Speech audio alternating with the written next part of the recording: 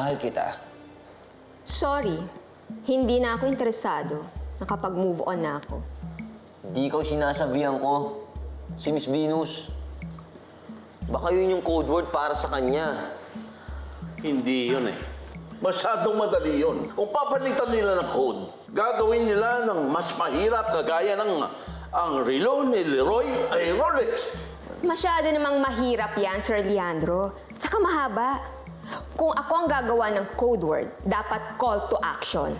Ubusin ang mga lalaking paas at manloloko. Ubusin!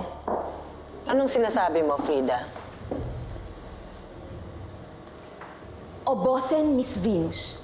Lumapit ka sa akin. Bakit ako lalapit sa'yo? Mahal kita. Miss Venus, kaya sa akin ka lumapit. Wala akong panahon sa kalokohan mo, Junjun.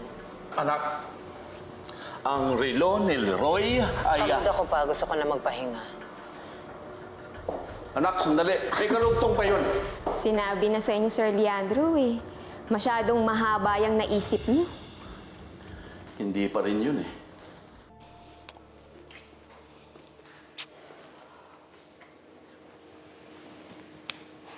Alam ko na. Alam ko na. Leron Sinta. Puko ng papaya. Tumigil ka nga, Junjun. Masyado ka naman yatang atat na malaman ng code word ni Miss Venus. Ano ka ba? Gusto ko lang naman siyang tulungan eh. Anak, ako ito. Buksan mo pinto, anak.